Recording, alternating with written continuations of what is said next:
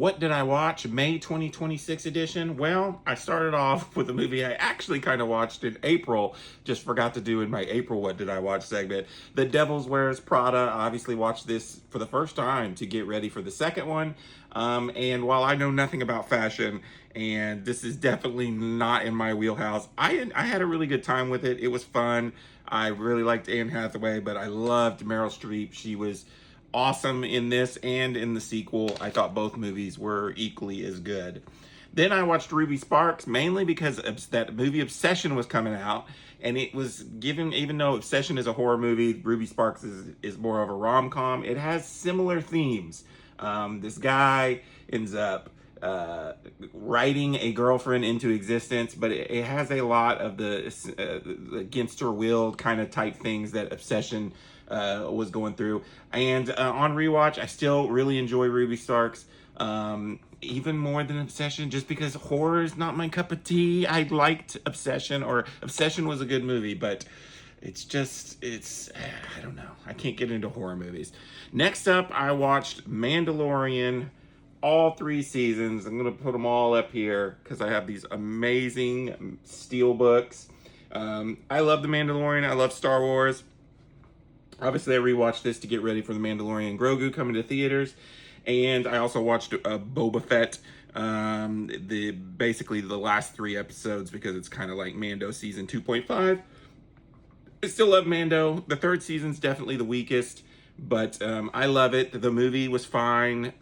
Should it have been a movie, or should it? No, it should have been a 4th season of the show. I think I would have liked that better, honestly. It's bombing at the box office on its 2nd weekend, so this may be the end of Mando and Grogu, but we'll see. I had a fun time rewatching all those.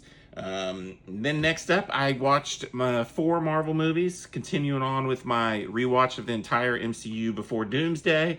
And we finally got into some Spider-Man. Started off with Spider-Man Homecoming. Every time I watch this movie, I love it even more. It is a perfect introduction to Spider-Man. It's Tom Holland's first Spider-Man movie, but it's not an origin story. I think it's got a great villain. It's funny. It's heartwarming. It's just great. It's a great Spider-Man movie. I really love Homecoming.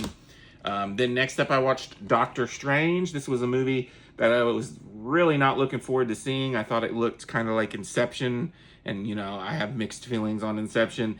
And it's in my top 10 MCU movies of all time. I was blown away, and every time I watch it, I still really enjoy it. It's a great MCU film.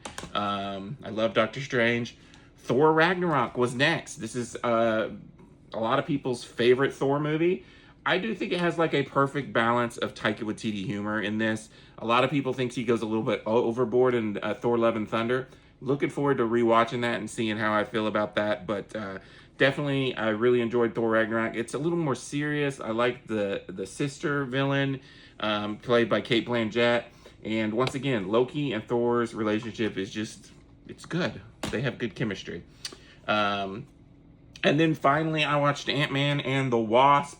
I'll be interested because I've only watched Ant-Man and the Wasp: Quantumanium 1 time. So once again, I'll be interested when I rewatch that to see how I compare it with this, because there are a lot of parts in this that I do enjoy. The villain's kind of lame and it kind of falls apart at the end, but there are chunks that I still enjoy. I still think Paul Rudd is a great Ant-Man, and I want to see how I feel about Quantumanium after I watch it, because I want to say I think this is the worst Ant-Man movie, but I don't know. I need to watch Quantumanium again to see. I do love this cool lenticular that's on that.